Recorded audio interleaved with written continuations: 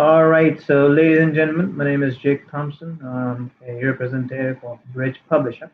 I have two of our respected guests with me online over this video podcast session.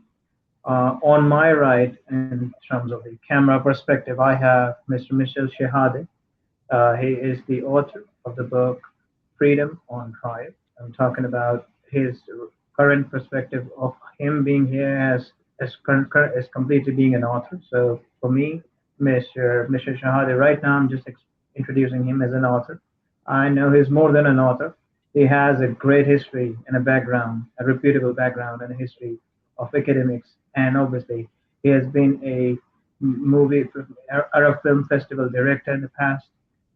Currently, is engaged with a lot of activities, and right now, but yet, I would have to say that right now I'm introducing him as an author of Freedom on Trial. Hello, Thank Mr. you. Michelle.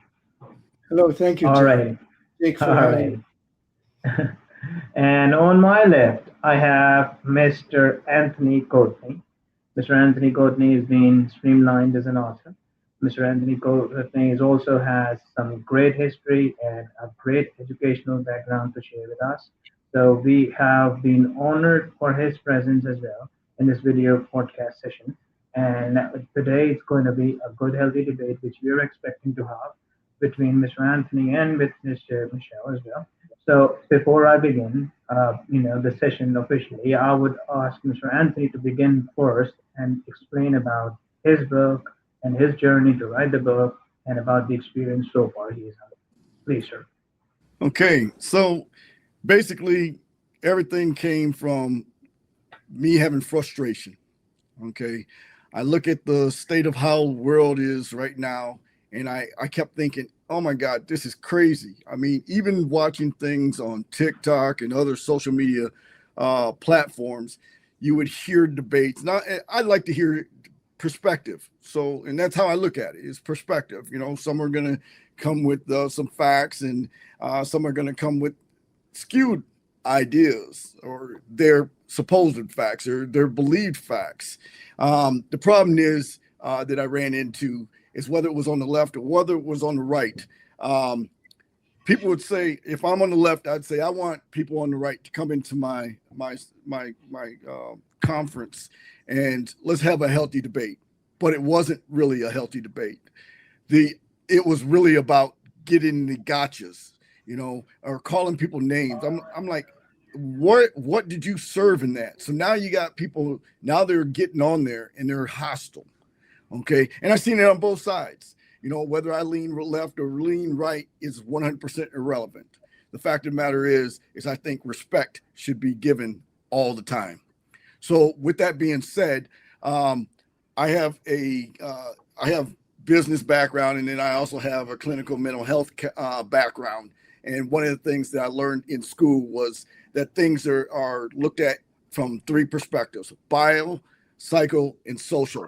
So my book, Politics Breakdown, the good, the bad, the ugly, basically is about how does, first educating, and then how does the things that I address affect you from a psychological perspective, what it does to your mind, and then biologically, how did I get angry, and then from a social or a environmental construct, did it cause things to be disrupted? Was my money affected? Was prices of things raised? Was my freedom limited? My voting ability to be challenged? And that all came to how mine is. I'm really giving a quick summation of what my book is, my motivation behind it. And I'm going to continue to address things. I already have a sequel to this book because I'm going to break it down. I'm not going to just address things how they are. Things that I did research that I was curious about are peer reviewed. Okay. I know you can find peer review to support an argument, to refute an argument, or to find new information about an argument. But mine, I tried to stay as neutral as possible, and this is the making of my book. Alrighty, very well streamlined. I would say in a nutshell, the good, the bad, the ugly. Alrighty. Moving forward to Mr. Michel now. Sir, you have the stage and please go ahead about the explanation of freedom on trial. Well, Freedom on Trial is a book about my story, about my journey. I came to the United States in 1975 as a student to pursue my higher education, and I came from a country that was under military occupation. So my teen years, I grew up under the Israeli military occupation, which, when you live under a military occupation, sets you in a mental state, or in a mindset, or in a psychological state, whatever you want to call it, that you're always worry about who's controlling you. Yeah, so you don't speak your mind because you're afraid of the consequences on yourself, on the safety of your family, or even more on the safety of your village or town. So I came to the United States, with that mindset to go into college, and then I got into college here in the U.S., and the atmosphere was totally different. Everybody was speaking their minds, their opinions, and I started to look at the Constitution, and I loved the value system embedded in the Constitution. I felt like this value system is real freedom if it's implemented. And so eventually, after a while, I got rid of my inhibition, and I started to speak up my mind. And actually, I loved it so much you couldn't shut me up. I was speaking about everything. I was speaking about foreign policy, about health in the U.S., about LGBTQ issues, about civil rights, about history, intervention in Central and South America, whatever you want.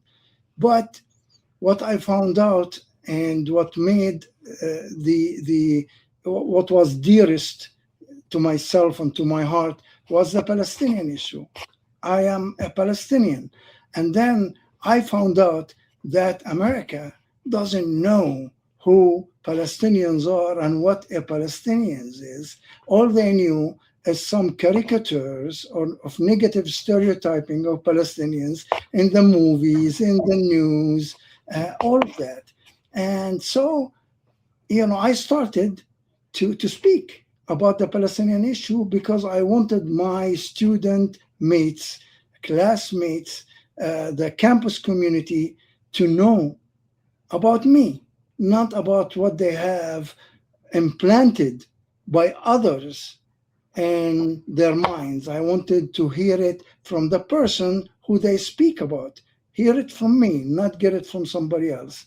And also, when I got into the US, they taught me, first thing, that a good citizen in the United States is a citizen who is involved, who knows things, and who participates in the debate. And I believe that. I took it to heart, and I started to doing it. But I got penalized for it. When I believed it, I got penalized for it. Because in 1987, they arrested me, myself and other 7 Palestinians, well, actually 6 Palestinians and the Kenyan wife of one of them, because she's from Africa. She got nothing to do with Palestine except she was married to a Palestinian, and she was penalized for association. And association and freedom of speech is a constitutional right. So eventually, we were jailed, put in prison for 23 days, and we had to fight our way to get out of prison. And then our case lasted for 20 years, from 1987 till 2007. And my book deals from the case, deals with the case first as a vehicle, but to explain what I and my community for 20 years lived through. That's what is the journey of the book. And so it is a personal story. It is a legal story. Uh-huh. It is an immigrant rights story. It is a freedom of speech story. But also in the meantime, it is a political documentation of events that happened through my life, what I was involved in. It's a first-hand view of these 20 years. Sorry for the interruption. Moving forward, as I told you that, as we decided earlier, that we are going to have a questionnaire session at the very last, but I am surprised to see two of the questions that have come, that has joined our talk here. So let me read out the question number one, and I'll ask both of you to answer the questions according to you. I mean, it has to be brief, concise, so that we could allow more questions to join in. All right, give me a minute. Okay. So now, question number one is from Kevin Reed. He is asking that why is it important for individuals to understand political systems? Yeah, that's the question. Why is it important for every individual to understand the political system? Let me elaborate a bit, such as, I'm talking about the youth these days. I can't consider myself somehow, lying in that age ranges between 20s, 30s, right? You're pretty much carefree, or maybe you're indulged in a profession where you're just talking about your job and that's it. But how and why is it important for youngsters and everyone, merely youngsters, because they are very high in population, right? You want to go first? Or who? Yeah, I'm starting with Mr. Michel. Oh, with me? Okay. Yes. Well, first of all, you cannot live outside systems. Life is about systems. Everything is a system. And you go from the universe, systems, all the way to the family that we live in is a system. And to understand, and what do we mean by a system? A system is the relationships that we have, how we interact with each other, how we relate to each other, and then what governs these relationships and interactions in terms of everything: laws, values, traditions, history, every economical system, faith, you name it. Life, as broad as life, that means the system we live in. So if you want to get a control of your life as much as you can, if you want to understand your situation as much as you can, and you want to be able to solve a lot of the problem that this system can cause you, or how it can help you or not help you, you need to understand that system. So it is very important to understand systems, how they function, how they affect you, how they impact you. Otherwise, you'll be drifting like a ship in a sea and in a storm, and you don't know how to navigate. That's what happens to you. So you stray. But the more you understand, it's very hard and difficult to understand the systems fully and completely. But there is basic things you can understand to help you navigate. And that's why it's important for each one of us to understand how system works, and more importantly, how the system we live in works in its parts and in its whole. In its parts meaning, how is my school system works, so I can go to school and function. How is my family system works? How is my neighborhood system works? And how is my country system works? How my political system works, how my economical system works. And if we do that, then we'll be in a better place when we know this than if we don't know it. Thank you so much for concising that, Mr. Michel, in a very good, explained manner, yet being concise at the very same time. Now, I would ask Mr. Anthony to please share his 2 cents about the question. Okay, I would actually like to piggyback on that. I would even go so far as to narrow the scope and talk about a lack of interest can cost you. What I mean, that voting is not necessarily at the federal level that makes the biggest difference. Yes, there are residuals that happen, but your biggest change happens at your local state level. If you don't actually get in there and involved, you're going to end up with policies that directly affect you. Yes, the government, they already will cause things to happen by even disseminating it down to the states. And your lack of voting could actually make the difference of having the right person in or the person that we have. All righty. So that's a good question. Yeah, Yeah, you have Mr. to Michel, please. understand the voting system too. That How goes hand in hand, right? I mean, Absolutely. that's a directly reciprocate, obviously, to political system. We talk about the voting system. We can't just talk about the political system alone. Yes, because every system is, if you think about it, is made up of smaller systems. Like it's not one system by itself. We have component system within a system, all the way, as I said, to when it comes to the individual, we're part of the system too. So yes, you need to understand, because when you say voting, you need to understand parties, you need to understand acts and things you're voting, because voting is not just about a person to vote somebody in power, but sometimes you vote about policies, sometimes you vote, and within the US, there is power is diffused. There is like 6,000 governments in the US, and each one has policies and has things that depends when you're involved. If you're involved in the Board of Education, for example, which is a government by itself, you need to understand that system.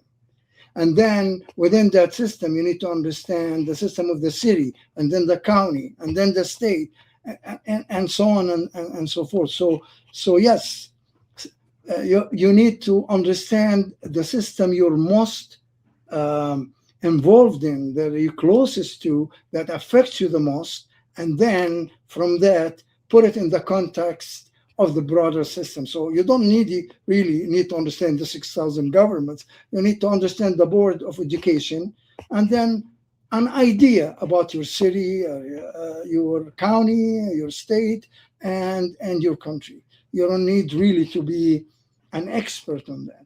But if you want to affect things on the level you're involved on, you need to be as much of an expert as you can get. I would like to actually add one little point. So right now in Virginia, we have a vote that's coming up that's actually in the midst right now, and it's about gerrymandering. Okay, gerrymandering is about disenfranchising a group of people, and it's usually a group of people that have not always had support. So right now it's up for grabs, and it's become a national type thing there, and it's all about the power grab, exactly how Michelle was actually stating. And if you don't realize what the word gerrymandering means, you could become a victim and lose your voting ability or the power of your vote. So if it's gerrymandered and it's against your party, you can go and vote. Everybody can go and vote, but it's not even going to make a difference because somebody has already made a point to make sure that it's mostly red or it's mostly blue, and then your vote is diffused. So that's an excellent point that he's talking about, and that is a system. And people to know what gerrymandering is basically gerrymandering is the boundaries of a section of the voting areas that can be manipulated and changed, and everybody wants to change it to make those boundaries favors them. So if it's a Democrat, they want to put the boundaries around Democrats and get the Republicans out, and vis-a-vis the Republicans want to do the same. And whoever is in power, they go and do this on purpose. And then we, the citizens, become the yo-yo that the power plays with in that. And we have no say and if we don't vote. So when we go vote is to control or to put a little bit of our energy to ensure the outcome to favors at least what we believe is the best outcome. So yes, voting in that sense is important. And Anthony and myself, we can tell you 1 million issues that can be the same as gerrymandering, like redlining, like on other things. It's you need to understand what affect and impact your life. Uh-huh. That was well summarized from both of you. Moving forward, we've got some straight questions directly to Mr. Anthony. Okay, so we have a question that as an army officer, how do you see the current geographical issue in the world? And now you could also answer that, Mr. Michel, for not being an army officer, but you have a great history, knowledge about the geographical locations. So, but yet, let me ask Mr. Anthony first. That yes, as a retired army officer, how do you see the current geographical issue in the world? Okay, so let me first define what leadership is. Why? Because it's pertinent. Now, I'm going to give you a definition that was given to me back in the day. Leadership is the process of influencing others by providing purpose, direction, and motivation. Why is that relevant? It also states in those regulations, in those policies, in our value system, that leaders lead by providing leadership. They accept responsibility and they share reward when things are good. They accept responsibility. They accept responsibility. They accept responsibility. I want to say that just like everybody does out there, they home it in there. You need to understand what a leader is. Somebody in charge is not a leader. Okay. So fast forwarding into this current status right now, I am highly disappointed at what's going on here because of the fact that you got people that have been doing this for 30 and 40 years that are generals, and their power has been taken away because they've voiced their opinion, and their opinion was put in place to advise so that there is not an imbalance of ignorance or stupidity that's happening as it is right now. It doesn't even make any sense. People that are expecting to have great outcomes, they need to almost throw their hands up and get in there and vote. Because from a former officer's perspective, I would actually not like to have worked for this regime. There's no possible way. I have a son that's in the military right now as we speak. He's in his first duty station, and I am doing everything I can to educate him on how to stay neutral, not to stay out of trouble. And staying out of trouble is not just as simple as doing what you're told to do. It's more because of who he is, what he looks like, where he is right now in the world. He can actually have very bad outcomes if he says the wrong thing, does the wrong thing there. So when he asked me things about political, I was like, look, when you're talking to me, you keep those conversations with just me. Don't get into these tizzies. When you wear that uniform, it looks way different than from the outside looking in.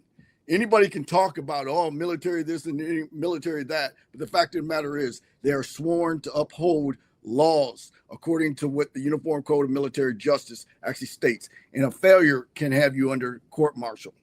So, for me, I'm looking at how things are, and I'm like, how does this happen? How does somebody like specifically those 6 people, the senator included, Kelly, get out there and make a statement about following lawful orders? I mean, how did you flip that around? But they managed to flip it around. And how did they flip it around? Misinformation, disinformation, and playing off of people's ignorance, because people are not aware as to how the military actually works. They automatically think that, oh, you're supposed to just listen to the commander in chief ad ignatia. That's not true. Not even with your commanders. If they are given an unlawful order, and you can ask questions. Now, from a former commander's perspective, you can ask me questions, and depending on how high or low you are on the totem pole, I may give you a rebuttal or two as to what I actually said. At the end of the day, I am held responsible and accountable for everything that I say or fail to say, and my leadership will come through as positive or negative. But mine is about my experience, what I've been taught, what I've read, and what do I expect to see as an outcome based off of my leadership? Go ahead. All right. So just in order to that, I have a question in the middle. I don't know if Mr. Michel would agree to that. I mean, he might. I don't know if he might have the same question, because we kind of share a bit of a similar background. If we talk about, as you spoke, that you have a son who is actually on duty, and now you've raised a bit of a new thing to me, that you also can disagree to the commanding officer. So if you see, I mean, if you, yeah, Can Mr. I say, Michel. yeah, about leadership. Of course, there is a lot of a lot of what's the word I'm looking for? A lot of forms or shapes of leaders or leadership. And Anthony described his experience within the military leadership, and I have I can't say that, because the military is a system, and if we go back to the system, and the system creates its own leadership, so people starts at the bottom and they go within the ranks and all the way to the top, and it is a pyramidal way of a system. There's people on the top and people at the bottom, and there is laws and policies that they have to follow, and if you don't follow, you get consequences, like he tried to explain. And also through the struggle of the people within the system and the people outside the system, because the civilians want to look at their military and have a say about it too. So there's been a lot of struggle from outside the military into making the military close to what they like, or how they want their military to represent them. So they put things like that you can disobey an order if it's unlawful.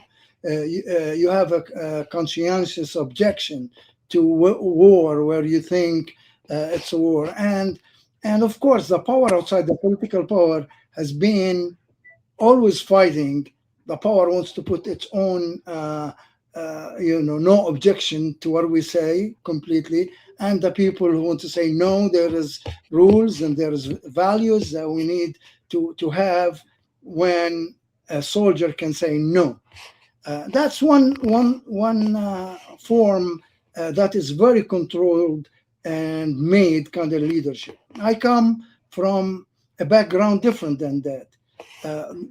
In my realm, which is grassroots and people's kind of approach, the leadership is different. The leader in those realms is a person who represents the interest, the best representation of the interest of the group or the community, or the one who choose him and her to be a leader. It's not a rank thing. It's somebody who's passionate about issues, and he's honest and carries these interests and go and fight for them. Whether it's against power or whether sometimes it's for power. It depends. But for me, and I'm close to the area of Anthony's book, because I have a master in public administration. So I studied the political system very well, from as I said, from the city all the way to the federal, but also I was specialized in the nonprofit sector, and I worked all my life in the nonprofit sector, and I saw the difference between different kind of leadership and how they differentiate from each other. It doesn't mean they're not a leader. There is business leaders, and business leaders is a leader who can tell people a directive leadership. Oh, you do that, or you do that, or you're fired. And there is an emoting leadership, like the one I experienced mostly. Emoting is trying to get a decision going by consensus, by everyone agreeing on it. That's another kind of leadership, So, but they are all leadership, and I figured it out, and from my experience, is that the most difficult one is the emoting leaderships, not the directive. Directive is you get it because you have money, you get it because you graduated from school. But emoting, meaning to be able to have in the room 10, 15, 20 people and make them agree on a consensus, that's the most difficult one. And that's what democracy is. See, now the fight in the federal government right now is between the difficult choice of having a democracy where people have to debate and stuff and then vote and agree, or a dictatorship where somebody in the top say, you do this or I'll do this to you. I mean, the fear that Anthony expressed about his son and about his situation reflect to me that fight that is happening, because you shouldn't fear giving your opinion. Speaking, even if it disagrees with your leaders or your the people who are on the top, it's just an opinion. You have to have the ability to say it. Then you can think critically and freely, and actually you can give them a good advice. They might take it or not take it. But if you're not thinking and you're afraid, then the thinking, instead of becoming collective thinking, all to the benefit of the system, it becomes the thinking of one or two people on the top, and that opens a big door for mistakes, and not more than mistakes, catastrophes, as we see now in the war on Iran, because instead of the whole system working, saying their opinions, President Trump, in my opinion, has a few people around him. They cannot even say no to him, so they feed him information and things like he wants to hear, and that led to this catastrophe right now. Agree to disagree in a way that, let me ask Mr. Anthony about his perspective on the war which we are seeing. Sometimes, as for the president, that there is no war and he has won, whichever war it was there. And the other day he claimed something else, that we're gonna do this actions and whatever. So, what would be your point of view on a soft? I mean, we might share a soft corner based upon our cultural or religious background about the other parties in the war. But what would be your opinion?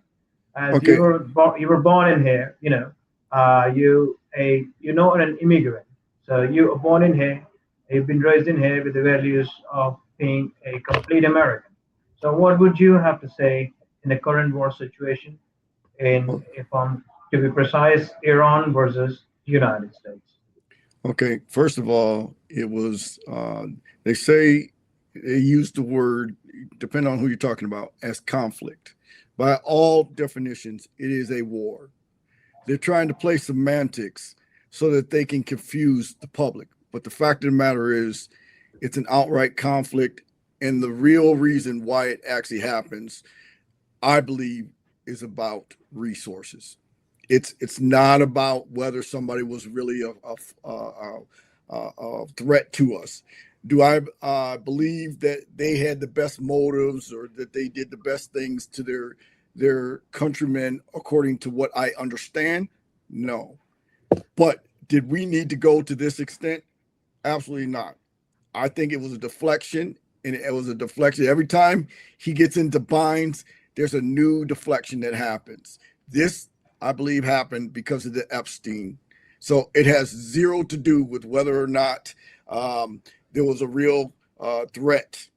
He used it, and then, of course, the people that are that have this supremacist, in my opinion, mentality, they have actually put together ways that he can actually put spins on what it is that he's doing. There is no need that we should have actually been in that that conflict, that war that's actually taking place. He's completely obliterated the Constitution, because if we did a Constitution, we would not be there, because you have to have the approval from the Congress, and the Congress did not support that. Majority did not support it, and those that would have supported it were really cowards.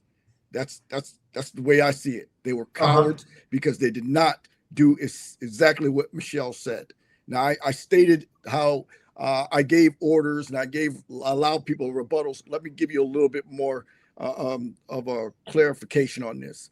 At my level, I was a company level commander. Okay, when you get into major, lieutenant colonel, et cetera, that's where the politics begin.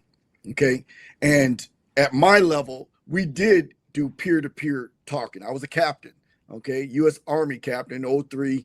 So I would always talk with peers about things that I was going to do, and we'd share information.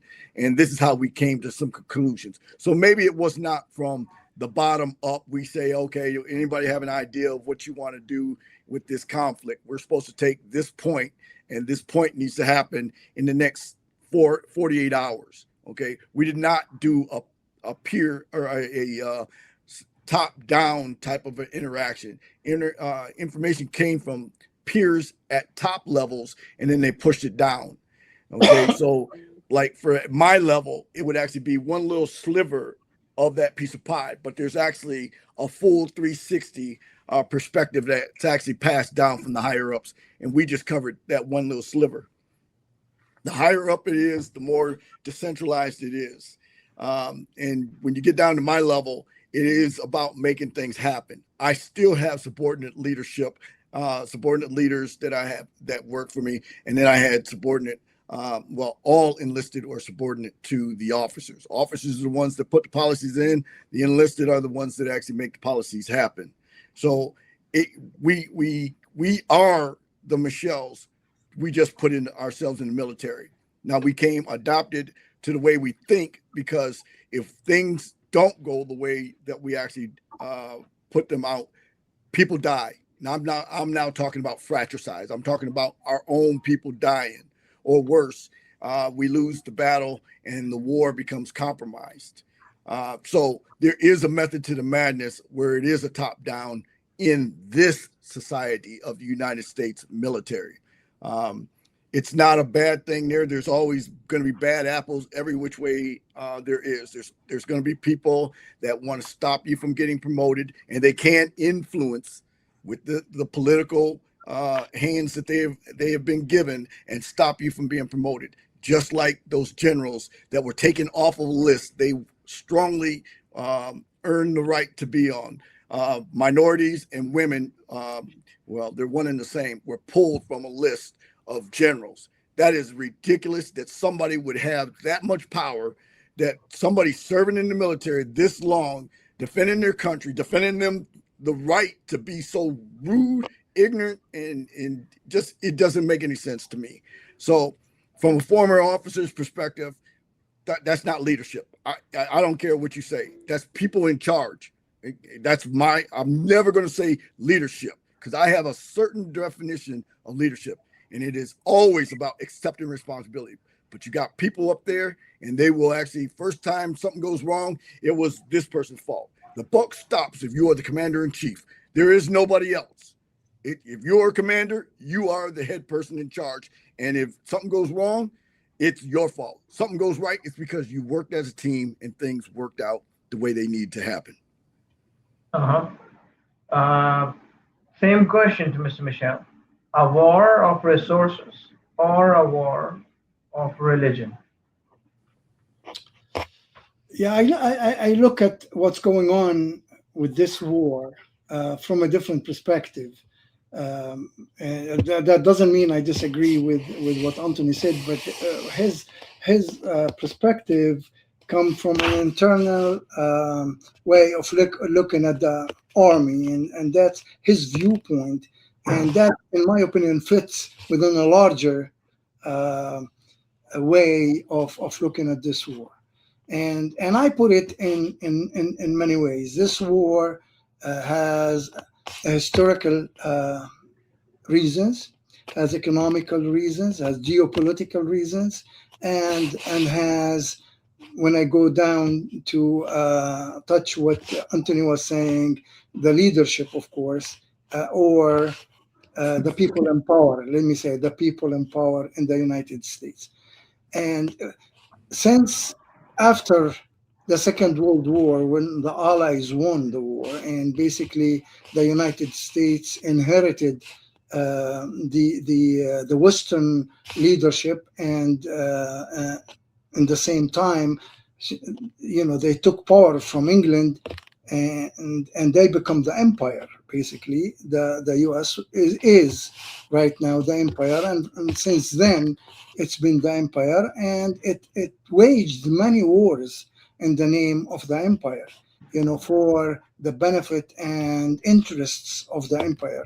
And when you look at the interest of the empire, is not always the interest of the people of America, because I have a distinction between those. Because in America, the real power is not, although we say we the people, we've been fighting to make it true that we the people, but we're not. The power is in the hands of many layers, and you need to dig down of what many people call it the deep state. The deep state is also many layers.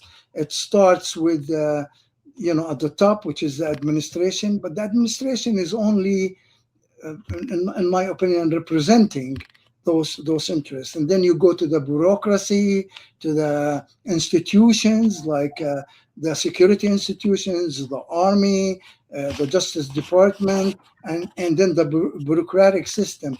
But even those are working for somebody else. Under that, there is also the deeper way of who decides the direction of the United States. Who decides the direction of the United States is the companies, the transnational companies, and the interests, the very, very rich, if you will, and represented by those people who don't do the day-to-day work. The bureaucrats and the institutions do that, but those people, if they see you going outside of the spectrum that they allowed you to do, then they'll do something. They get you out. You lose your job. Something happens, But those powers made a political system, where they give you a spectrum from the left to the right. You cannot go outside that, and that's, they call it the ultra left in the Democratic Party, to the ultra right within the Republican Party. You cannot move outside that. If you move outside that, they hit you. For example, the Black Panthers, they moved outside that spectrum that is allowed. They hit them on the left. Waco, they moved outside this from the right. They hit them. They're not allowed. You're not allowed to go. And the political system, the voting system, the electoral stuff is to serve this. So those people who decide where to go to war and were not, and for what reasons. So we went to war in Vietnam. Why did we go to war? What has that got to do with the United States people and their interest? No, because they were trying to build a system that the people in power here saw it as dangerous to their interest. They invaded Afghanistan, they invaded Iraq, right? And both of them cost the American public and people trillions of dollars, and we didn't get anything. The same war right now is in that direction. Why? Because the United States built a system, which is a United Nation and everything that was working for them. They used it. Now that system stopped using it because the people of the world and other countries, other rising countries, started to say, hey, we need to be partners in running the world. You cannot run the world by itself as a unipower right on the top to tell us what to do. China, as a big country, said, hey, we need to be partners. Russia, we need to be partners. Brazil is a growing regional power. Iran is another regional power. Turkey is another. Egypt. Those people starting to say, we have a region that you dominate, and you take all our wealth, our oil, our money, and you take it. You're not the soldier of the world anymore. You're the pirate of the world, because now Trump is saying, "Oh, I want Greenland and I want that," and now he's saying, "I want to share with Iran in the benefits of the Strait of Hormuz," and they have military bases. Like, can you imagine?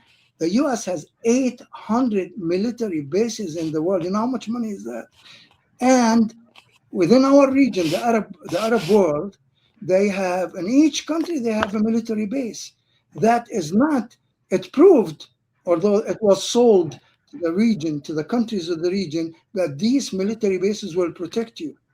In the Gulf right now, these military bases could not protect the country they're in. They were a reason of bringing destruction to these countries, because all of these bases were built to protect only one entity in the region, which is Israel. And Israel functions as an advanced military place or country, if you will, as a garrison state that is to represent the empire interest, not the United States interest. That's why now the people are saying, Mr. Trump said that America first, which is okay. Every country, every leader in any country should his country or her country be first, because that's what and that's a correct thing. But now he is working as an Israel first. It doesn't make sense. Why are you doing this when the people are telling you not good? When the generals told you, don't go. When the Pentagon told you, don't go. When the security institutions told you, don't go. It's a bad move. You still went. Why? Because you're serving the interests of another foreign country, and that became clear now in the United States. Why? Because the empire interests are seeing two dangers in the world. The empire is retreating, is losing. The world wants to be a multipolar world, not a unipolar world. At the top of the pyramid is the US. Second, the petrodollar is going. There is a danger on the petrodollar, which is the number one weapon that the U.S. has to further its empire interest. And if they lose that, they'll get in trouble. They have 37 to 38 trillion dollars in debt. The petrodollar is the only way that is right now financing the economical system in this country. If they lose it, and there is signs that they lose it, Iran is selling its oil with the yuan right now. Venezuela started to do this, it got invaded because Venezuela did not pose any dangers to the US. It's a developing country. Iran does not pose any danger to the US. Come on, Iran, the US military and power is here, and Iran is down here. And it doesn't pose. Why are they going there? The resources, of course, and to protect Israel, which is an important factor in keeping the empire in the region. Also, if we go back to the systems things, the U.S., which England, Britain, has built a system in the area, and when the U.S. inherited the empire from England, it inherited that system in the area. It's called the Sykes-Picot system, which is Sykes-Picot is the French and the English foreign ministers who after World War One, when the Allies won, they divided the area that used to be controlled by the Ottoman Empire, which is a big chunk of one chunk of land, which is the Arab world, into 22 Arab countries to keep them weak, divided, fighting each other, right? And then they called that area the Middle East. And the Middle East, what's the Middle East? Sometimes the Middle East becomes this big when they talk about it, or becomes this big. Sometimes it includes Pakistan and Afghanistan and Azerbaijan and all of that, and sometimes includes only Syria and Lebanon. West, or West Asia only. Sometimes it include North Africa too, the Arab world. Yes. It's a military designation because there was a Far East, the Middle East, and the Near East. Who are they? The Far East, there's China, India, and Japan, and Korea. They're countries. They have names. They have cultures. They have people. The Middle East. They don't want to say the Arab world. They care that, and they don't want to say, the Turkish, the Iranians. It's the Middle East, right? A lump sum, no identity. No. So it's easier when you dehumanize people. It's easier to kill them. And a way of dehumanization is not to call them by name. Yes. And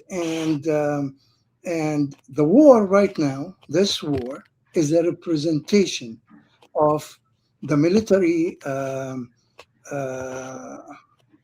military complex, the military industrial complex that makes weapons and stuff, and it loves wars. It has a lobby system that keeps, because they can sell and make a profit. But now the deep state is split because there are some other people who are from these interests are also having trouble, like the financial system, because inflation and money and all of that. So some people from these interests wants the war to go on, and some people don't. And that's why we see the uncertainty in Trump's rhetoric. And of course, in my opinion, he's a narcissist, and he go out of self-interest and self-serving because he makes money. And look at who he has representing him in the area. Witkoff, which is his real estate buddy. Partner. With the State Department. Is nobody from the State Department. Kushner, the only qualification Kushner has, it's his Son-in-law. husband. And Rubio, he keeps him here. Why? Because Rubio is represent at least the State Department. So Trump is working in two fronts. One on the self-serving. But at least JD was there. I mean. Yeah. I'll tell you why. And the other thing, is he's destroying the institutions of the United States, leading him to become the Führer, if you will, because that's the same process that happened in Germany. The Führer,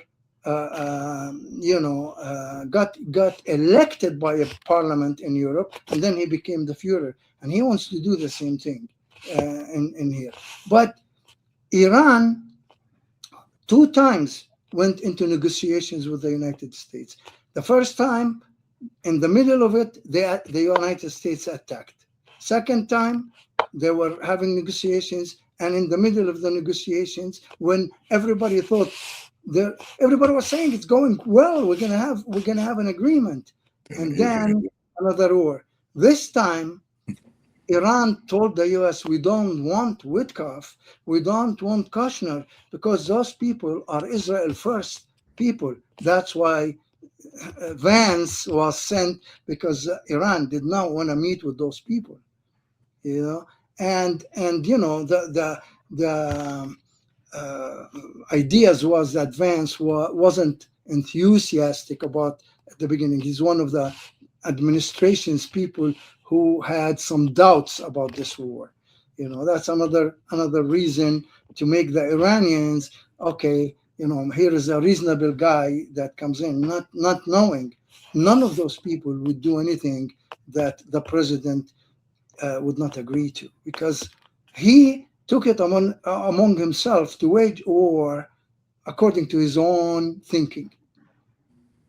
He's not listening to anybody. He will listen to this and that and that, and then assess in his mind what's good for him and do it, because he wants to build a legacy that none of the presidents in the United States, not Obama, not Biden, not George Bush, agreed to Netanyahu's request to attack Iran, because the Pentagon and the Pentagon and the security organizations were telling him no, and the presidents will listen. From George Bush, this guy thought of himself as Alexander the Great, who wants to go into Persia and do and open it and defeat it where no other president has done. That's narcissism. But he doesn't know that this country is 93 million people. It's 6,000 years old culture, that they went through these kind of situations so many times in history, and in their collective memory, they know how to deal with empires. They were an empire at one point, and that's where things are right now. President Trump keeps making decisions that leads to disasters, and then to try to get out of these disasters, he make other decisions that get him deeper in the quagmire that he created by himself. So we've got tons of, not tons, but a bit of questions which are in queue. So Steve is asking, how can people identify misinformation in today's media landscape? We'll just be precise, both of you, so that we could allow more questions to roll in. All right. So we'll start with Mr. Anthony. I would repeat the question. How can people identify misinformation in today's media landscape? Okay, so that's a great question. The reason why it's a great question is because I was in that same thing there. But here's one of the things that I would actually do. I would always try to listen to what I call the enemy, because in the military, we say the enemy has a vote. And we say the enemy has a vote because no matter what I plan, somebody else has also got an idea of what a plan is, which is going on right now, the whole strategy, strategic planning and everything there. So I say all that to say, coming back to if it's misinformation, how did you actually verify or confirm that information was done? What do you actually know about it? If the fact of the matter is, if you're hearing it and you don't actually understand it, you need to be trying to look up different sources. And if you're only on one source, if you got truth, whatever that social media thing is, platform, if that's all you're going to get only that perspective, whether it's true, false, or indifferent. If you only listen to CNN, you're going to get that perspective, true, false, or indifferent. You got to be able to listen to both perspectives, and then you got to be able to educate yourself on what it is that you think that the people are trying to do. Because if you're not open to understanding that people do self-interest, and that's what narcissist does. And by definition, he is 100% a narcissist. You can stack it up however you want. I can like him, but the fact of the matter is, if I look in the dictionary, he's going to be there smiling. It's him, okay?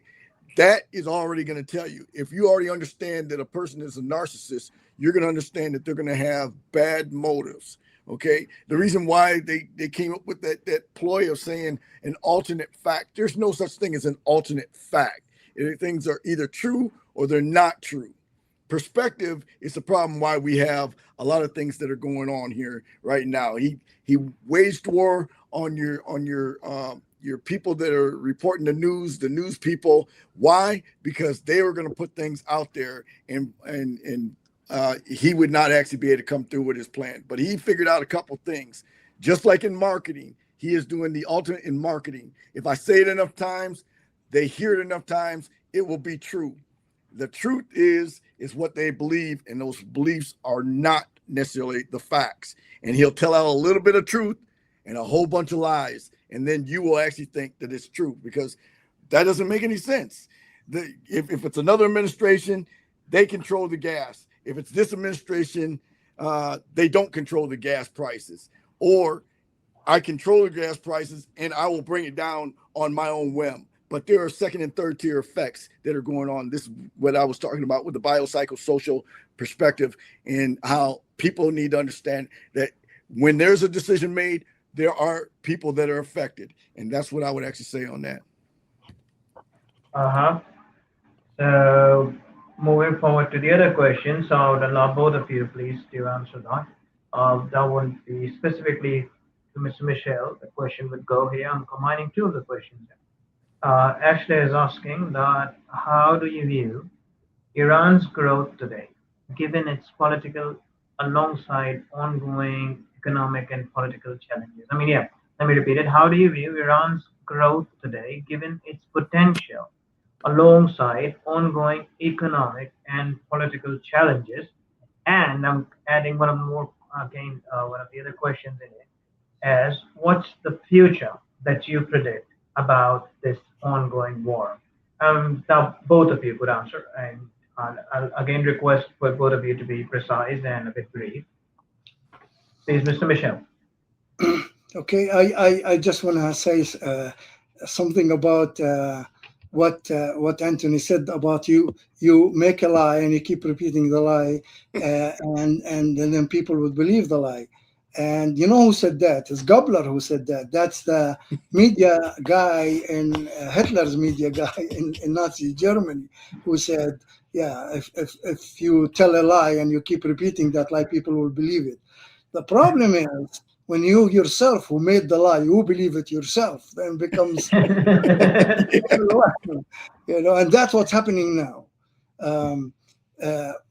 The future of this war is let me say something about Iran, which is the enemy has a vote, true, but I kind of don't like the word enemy because I don't think the Iranian people are our enemy at this. But the proverb says it, like listen to the other side. I would say not to There the we enemy. go. Listen to the other side. And to what they say, have a critical mind. That's the idea. Don't just be passively listening to things that they call it eventually brainwashing. Because if you passively listen to everything they say and you believe it, and then you internalize it and becomes your opinion, you're getting brainwashed. So in that sense, the other thing I would add to that is, yes, listen to the other side, but also identify a few, like 2 or 3 or 4 sources of information that you trust, that they made sense to you. And don't listen to, there is so much AI things are going on right now. You don't know what's true and what's not true.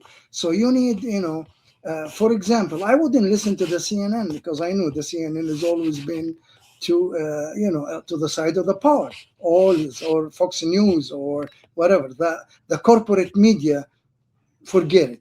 So now there is social media, so you can get people who make sense to you, influencers or analysts or anything, and listen to them, but also read history.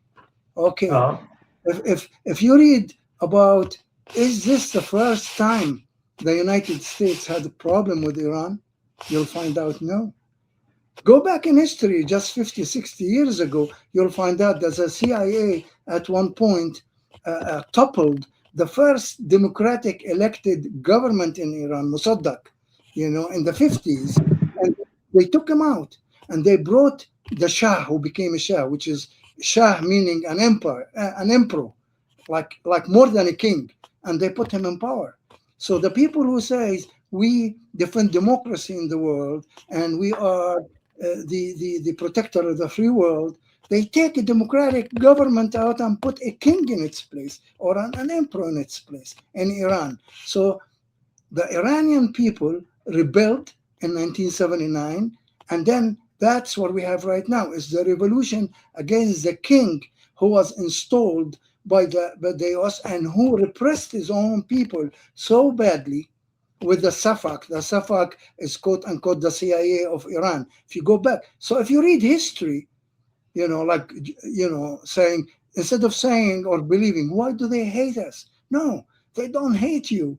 They love America. You go to Iran and they wear jeans and American products before the blockade. Iranians are cultured people, and they would have been very good friends with the United States. They just didn't like the U.S. Policies, where the U.S. looked at them as enemies when they toppled the Shah, their stooge, and they put him there. So Iran is now fighting for its sovereignty and fighting for its survival.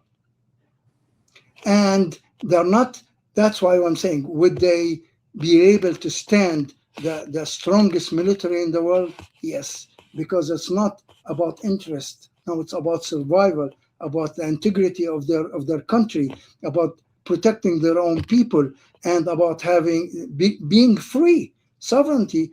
Let's be the masters of our own destiny. That's our human right.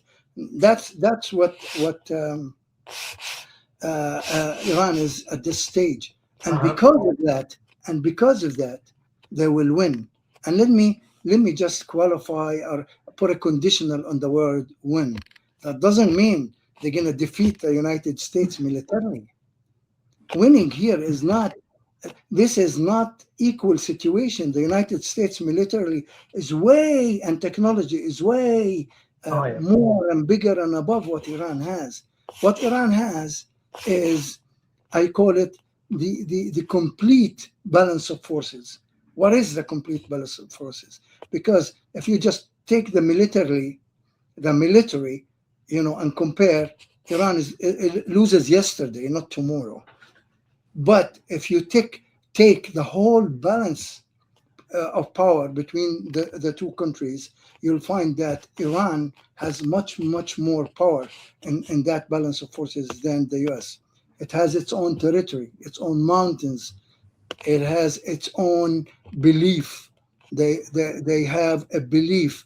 It has its own people who are, contrary to what Trump and the US says, are really supporting their own government. Even the people who don't support the regime, when you hit their country, they become patriotic people. Not because they like the country, because they wouldn't like anybody from the outside coming and invade them. So they have that. So they have the determination to die, if they will, to defend their own country. In that sense, to win, all they have to do is survive. And when they Mm-hmm. survive, the strong who couldn't defeat the weak loses. And when the weak hasn't lost, wins. We've seen it in Vietnam, we've seen it in Iraq, we've seen it in Afghanistan. The US never was defeated in those countries. On the contrary, they won militarily, but they had to leave because the economical, political, even ethical pressures on the attacking country become so much it doesn't Uh-huh. not able to take it. So the future is the US, in my opinion, has to separate its interest from the state of Israel. It has to. And it has to leave that area militarily and deal with the regions, with Iran and with the region with respect. You want to do trade? Do you think the area doesn't want to sell its oil to whoever buy it? Of course. So make your relationship based on respect, on recognizing their interest, recognizing their sovereignty, recognizing their right to control their own destiny. I don't know what the problem with the U.S. with Iran doing uranium enrichment. If it is controlled for peaceful uh, purposes, and the whole world is doing it. It's a right for every country. And President Obama did an agreement that was the best in the world in controlling that uranium enrichment purposes to keep it and for civil reasons, for economical purposes, and it was uh, enrichment for 3.52 or something like this, which is good for electricity and medicine purposes, machinery. And who did tear it apart? Is President Trump, and he got us from a situation where the Iranian market was hungry for U.S. investments and doing relationships, you know. But I think what the U.S. is doing right now under Trump and is they're fighting China, fighting Russia. They don't want to share the hegemony of the world with anybody else. They want to be the supreme empire, controlling everything, instead of accepting the reality. Because I think we are in a multipolar system right now. It's just the U.S. is not doesn't want to admit that, and you know what that means. Because of the U.S. capability, U.S.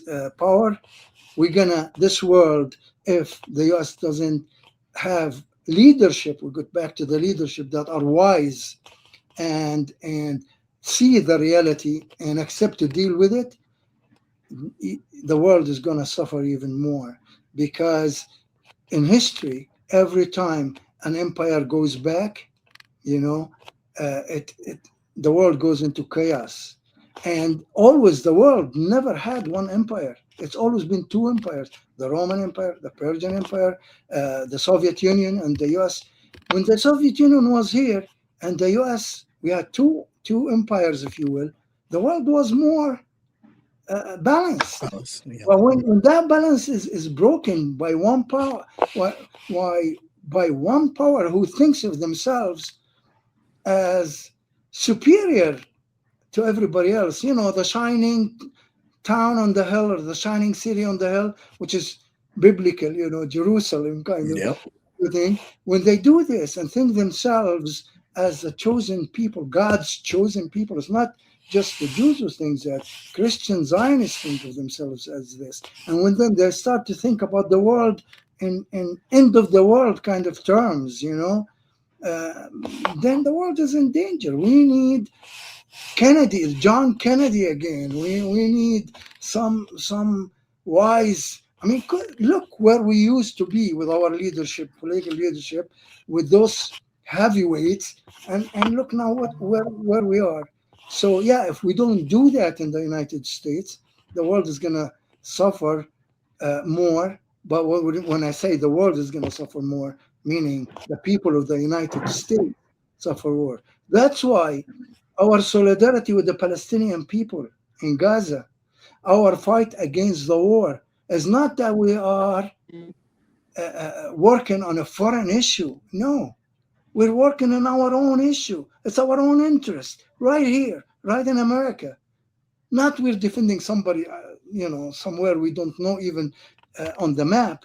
No, this is our interest, because each billion that you spend right now in there could be put for healthcare, could be put in your schools, could be put to repair bridges that are getting old, or infrastructure that we need badly.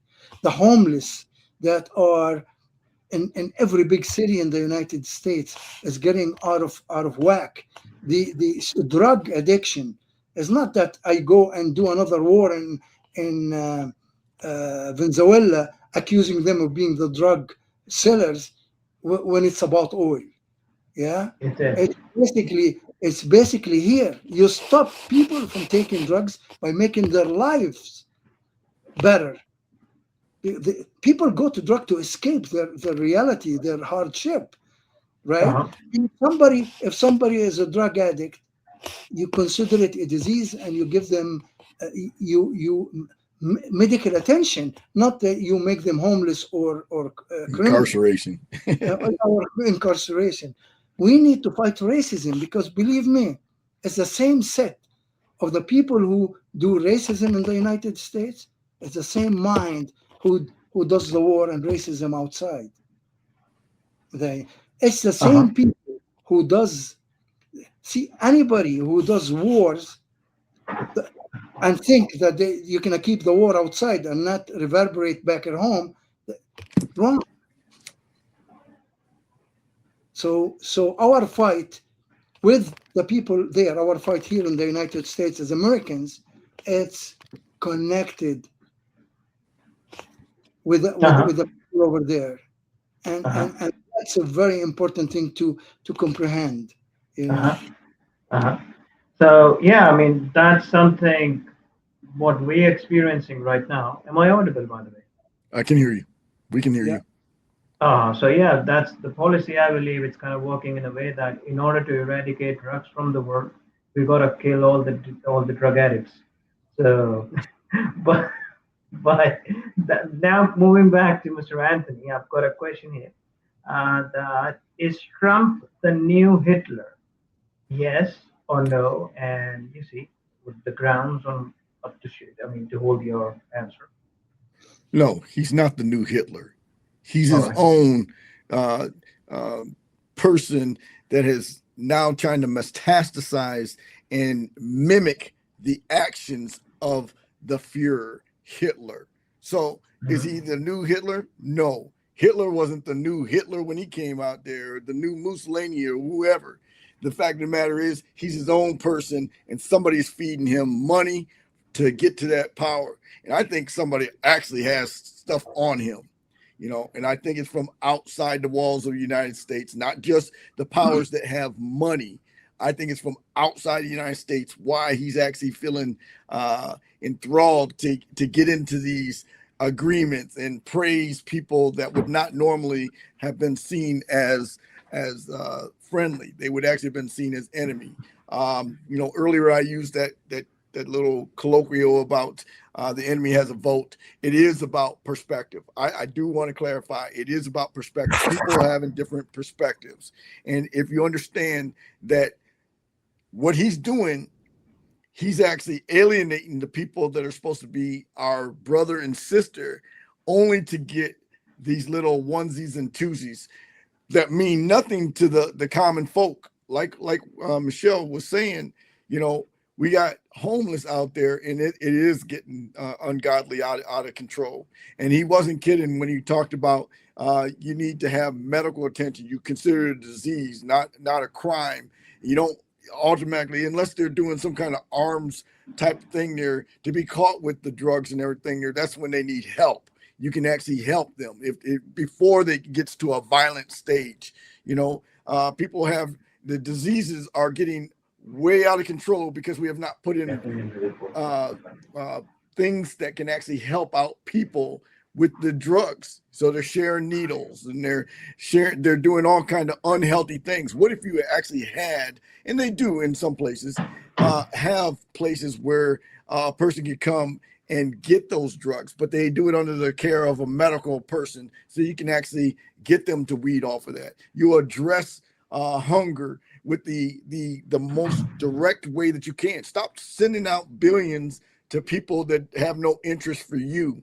If you're really America first, let's talk about America first. Okay. He mentioned about I need to save money for these wars and take money from child care. You're talking about child care. Those are the people that are your future.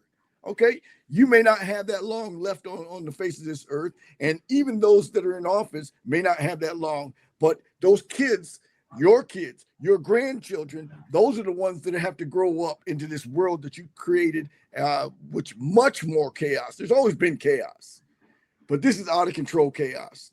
And when you have out of control chaos, you're going to have people that are going to find little things to get divided. And they know that at the top, that divide them, we can't get them all together, because then they'll focus on our real issues, that we're focusing on our ability to get enriched. I'm talking about the powers that be, to get enriched, to get more power. And that whole king thing there, every confession that he has actually said, every accusation about I only want to be king for one day and everything there, he's already telling you what he's going to do. And now it's come to fruition. So people are surprised. But what happens when you got people that are on his side, they're agreeing with him, they will justify anything. He literally said it. I can go out and kill somebody and I will not even face any consequences. This guy has managed to walk. There is the weakest people that are in the most critical places. I'm talking about your judicial system. I'm talking in the politics with the congressmen. We're talking at the highest level of the judicial system, Supreme Court. They're all tainted. Even when they disagree, they're doing it in a way that he can actually come back because things can be interpreted. I think it's good and it's bad that the Constitution was written to where it can be modified. But what it doesn't do is it doesn't make things clear, and things get overturned, and then people get hurt. Whether you believe in abortion or you don't believe in abortion, freedom of choice was what everybody should have actually had. I don't have to agree with you in your house there, Michelle. You don't have to agree with my house. Let my house be my house, your house be your house. But what did he do? Now he put people in danger because now people are being violated or things are happening medical, and they're trying to do these small little things there, and it costs people majorly. You think that you're doing something, you throw out religion when it favors your argument, but you don't throw out religion when you're actually looking at the person that's a narcissist and he's actually violating all kinds of commandments. He's probably toppled all 10 commandments. Okay. If you're going to believe, let's believe all the way. Otherwise, don't do that half talk stuff there. Don't claim religion if you actually aren't all in. The truth of the matter is you're just politically favoring, and that's what you actually are doing. You're fighting for that side, not the Constitution. And sorry, just for coming straight from the heart, I guess. So, all right. The question we had earlier about information and misinformation. To that, I mean, extending that question a bit. As we see Mr. Trump speaks every, twice a day to the media houses about the war situation. He updates it, right? So how much of the percentage, what you believe, do you believe that whatever he's saying, is he correct or not correct, or is just, spreading out the false? Such as, let me ask you a question in here. Do you believe that the regime change in Iran has happened? If yes or no? As No. he says this repeatedly, so. No, there is no regime change, because a regime change would mean thought mindset change. That didn't change. You take out one person, you got another person's got the same mindset. There's no regime change. You got people change, got it, but not regime. So there is no regime change. There's none. Not in Venezuela either. Same mindset. Okay. The very last point of our session today is to just summarize the book about your individual's books, and why would people look up for your book, and how, it's a moment for you to endorse your book, basically. Then why would people buy it, and what's the message you'd like to share with the book? And you see, a book, for me, being in this industry, I know it's a special moment when someone has just concluded their writing into a form of a book, because it's not just a piece of papers there. It's the mindset that lies within the frame of a book, right? It's the experience, it's the emotions for you, Mr. Michel, specifically. So, just the last outros I would like to have. Endorse the book, and you can ask each other questions about your books if you like. But I'll start with Mr. Michel. Please be precise and brief. I think the two books are related. Yes. One of them sets the stage for people to understand the systems and how to approach it. And my book is how I lived through that system, is like an example of what that book is talking about, because it's basically, I was a victim of a system. The book is telling the story of how I did nothing wrong. And after 20 years of going to court, of change, the government changing the charges. Every time we win, they come back with different charges. And after 20 years, they could not produce a shred of evidence that we've done any wrongdoings, not even and unpaid parking. We were exemplary citizens. I was a student. Three of us were students in the eight, and the rest were business people paying taxes, building families, living, quote unquote, living the dream. Just the dream was not for us, it seems. And basically, that book is good to be read today because for me it's a deja vu. What happened to me is happening again right now. So it's a blueprint for people to know that no matter how bad it gets, there is some people before us who did take the fight. They did not get defeated or broken, and they won against the most powerful government in the world, right? And that is a lesson to be learned by Americans. Your right cannot be taken from you only if you don't allow it. Because if you allow anybody to victimize you and you don't do anything about it, then it will happen to somebody else. And you know the famous I forgot his name, but what he said is first they came to the labor movement, and I wasn't a labor, so I didn't do anything. Then they came for the Catholic, and I wasn't a Catholic, so I didn't do anything. They came for the Jews, I didn't do anything. They came for those and those, and then when they came to me, nobody was left to defend me. So we are all in it. Injustice for one is injustice for all.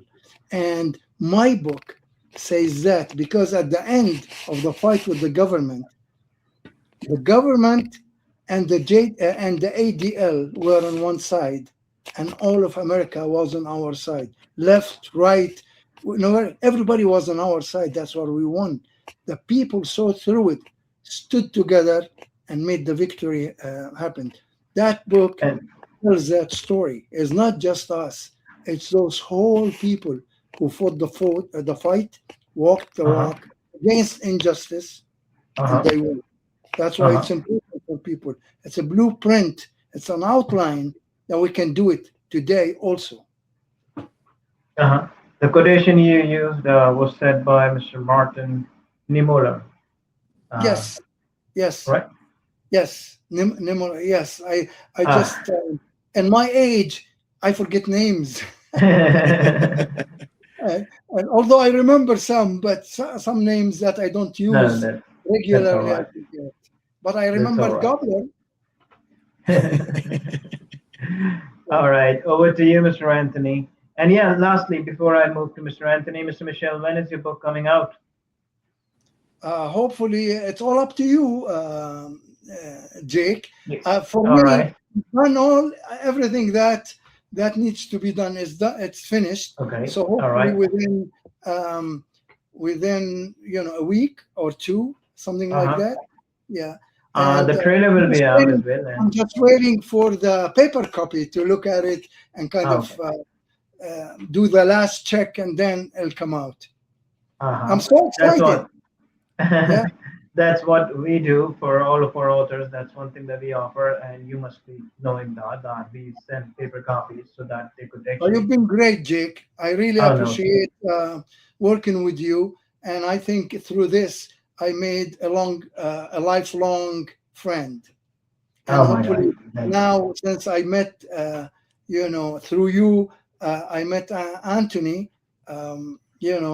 So the process of doing the book is making me friends also. That's an honor, sir. That's an honor, sir. That's so overwhelming. Now moving forward to Mr. Anthony. Yes, please, 2 cents about your book, and obviously when is it coming out? Okay, so what I'll tell you about when it's coming out, I'm hoping within the next 2 months. What I will tell you is as long as it's out prior to people really gearing in on the voting that's getting ready to happen midterm, people will have an opportunity to be able to get educated.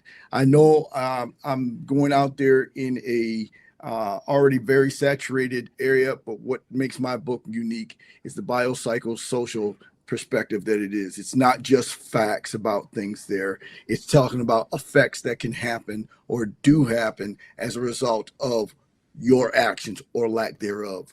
What I will tell you is I put in some key definitions because people, even something simple as DEI, they have no idea what that actually means. They only know what they heard, and that they make their interpretation based off of what that skewed definition is. And they will tell a little bit of truth and a whole bunch of lies. Okay, so mine is to bring all that out. I even inserted an assessment to actually see where you would actually lean. It has nothing to do with red or blue. It actually says these are the circumstances, and you take this assessment, and based off of this assessment that I created, it will show where you actually lean.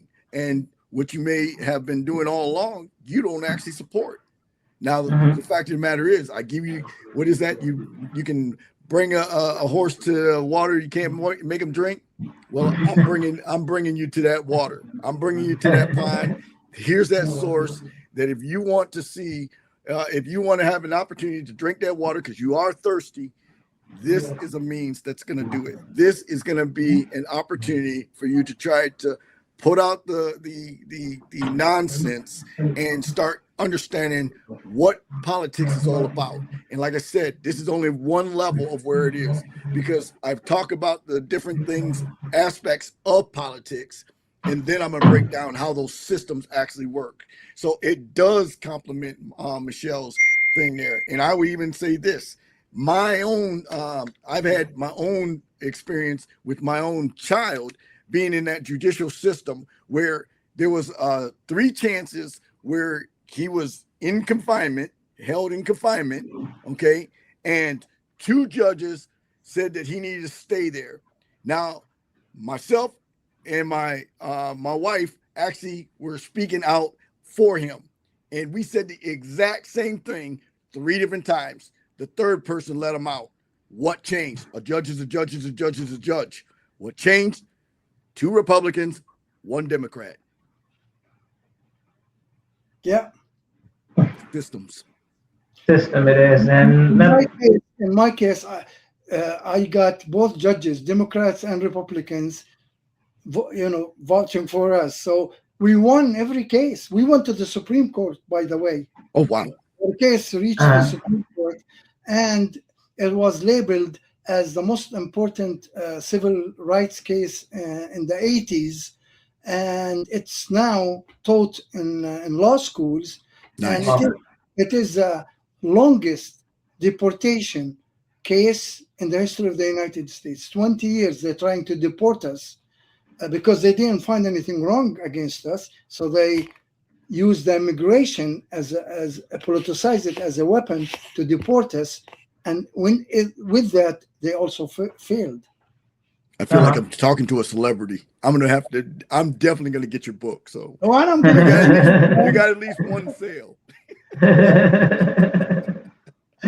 Sounds good. So that was the actual question which I was about to ask. That I'm sure Mr. Anthony is now looking to buy Freedom on Trial whenever it is out, and Mr. Michel, you as well, looking to buy Politics Breakdown: The Good, the Bad, the Ugly, written by Mr. Anthony Courtney. Mr. Anthony also has a co-author. Because she's not here, would you like to say anything on her behalf? Okay, so she's actually from the Philippines, so she's not actually a U.S. citizen. The reason why she actually became a co-author is because she also helped do the research. I gave her obviously things to actually research. I posed questions at her, and she was able to get the hard questions answered that I was actually looking for. There's a lot of things I got going on, and because I do that, I reached out to some others to be able to help me out. Maybe the next time might be you, Michel. Anthony, let me tell you something good for your book. I think you know where the proverb on the wrong side of the track came from? Where? No.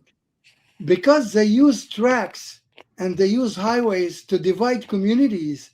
So they divide whites and and this is where from a long time they use that instead of highways and railroads connecting people, they will make them Right. to separate people. So that's where the proverb on the wrong side of the track came.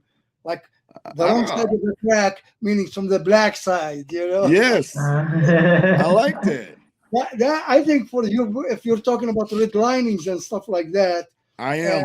and Red that would linings, be yes. a good place. It's a good story because I when I heard it, I said, God, yeah, you know, I'm gonna use that. I'm gonna yeah, use it. you So Uh-huh. So absolutely. Ria Mendoza is the co-author. That's So correct. she's not here, but I'm sure I don't know if she'd be watching this, but I'm sure she will later, She if will. not now. She's Yeah. 12 So hours in front of us. In oh, front of me anyways. so she's in Philippines right now. She is in Philippines. Oh, I see. I see. Perfect then. So that would be it in order to summarize our video session. I hope that we could have another one coming forward, maybe in the Absolutely. future. Because anytime, Jake, anytime. it was We have informative for fun. me. We have fun It talking was about these things. it was informative for me, for the audience. We also tackled with a couple of questions, some technical ones, and also we have covered the book and the endorsement of the book. So the process is clear. I hope to be, me from my end, I just tried my best to be the best of the host, and I hope that you guys enjoyed it. You guys have, Absolutely. Absolutely. it was my extreme pleasure to have you guys on board here and to be on board as an author as well as to be my guest here. So now you guys can also share the link within your friends and families. That's on the YouTube, Rich Publishers YouTube channel. You can share this podcast, the podcast link among your friends, so Excellent. that if they want to have a look, they can. And that's how maybe there are lots of questions and confusions that it will be cleared if they would have any about the book and about the current political situations if they're interested. But I believe that you guys have a friend circle which would be interested into, in politics. And I'm sure being a Palestinian, obviously, Miss Michelle, you have only discussions that you make among friends about politics, Yeah. right? And as well as Mr. Anthony, for you guys, Yeah, we live in a very political time, uh-huh. Absolutely. and But I think system wise, politics is a uh-huh, system. So uh-huh, that's uh-huh. how I think. My father used to, I mean, he is very much into political news. And, when I was a kid, I used to watch news aside by him. And he used to ask me to go away. I mean, do not watch news right now because kids are non political. He used to say this. I don't watch the news a lot. I Uh-huh, get my news from sources that I trust, and uh-huh. then I read books and you know, and I wish Mhm. books are not being replaced by you know by sound By a bites. project. Yeah, Uh-huh. Yeah, sound bites. There you go. But right now, as you see the news, that's correct. That it's very rare to believe what we see there, as the repetitions of false and fake news is all yeah, across the world. And that's how. I mean, and especially more now. importantly, yeah, sir. And specifically now, if once the AI has taken over, they can show you anything, in Yeah, terms of videos and audios. Anything can be easily trusted. But that's where the basic brain comes in. I mean, that's where the basic mindset comes in, that what to they believe and can how to make believe. you they can make you speak things that you never said. Now with Absolutely. Exactly, AI, you know, exactly, that- they make exactly, you lie yourself. exactly. So, but obviously, since I mean, the uses of an AI, I mean, the use of AI into such acts, which is obviously, I would say, immoral and disgraceful, and it's been used in so much, you could say, in an extensive way that whenever something is used that much, it loses its Of significance and course. importance, right? Hmm. So that's what I'm sure it's going to happen, because if they're using someone's video doing some funny stuff or whatever, it will lose the significance anyways, and no one would believe it one day. But we yet right now, even we've seen fighter jets fighting each other through AI videos. Iranian jets and whatsoever. The Hormuz is opened and closed like a bridge in London. That's why Anthony and I writing books. Exactly. I'm You sure. can check the authenticity. We're here to answer your questions. There you go. We're not AI. We're living people with a living experience. Yes, Absolutely. so that's what we're trying to make sure, that obviously the humans are still here, trying to be the truth, trying to prove the truth, and obviously the research lies within the human. AI can create, I would say, anything, any news or any research, but they can't put in any emotion into what to express out. So the books mainly are a mixture of emotions, experiences, teachings, and values. I'm sure that cannot have And a documentation sorry for history, for documentation. exactly. Yeah. So that cannot be replaced by any sort of any technological tool that we would Mhm. have. I So agree. yet again, both of you gentlemen, it was a pleasure having you, and I have learned a lot. So moving forward, we would love to schedule this session again in the future, maybe by the next month or so, whenever the book is about to hit the grounds. So yet again, I would like to thank you, both of you, to taking your precious time out and giving Absolutely. this an opportunity. All Thank you right. so much once again. Nice meeting Good you, night. Anthony. All right. Thank you, Nice Jake. meeting you, Michelle. Uh, All I right. wish you all the best, and I'm down ending out the session. Take care. All right. Thank you, Thanks. Jake. All right.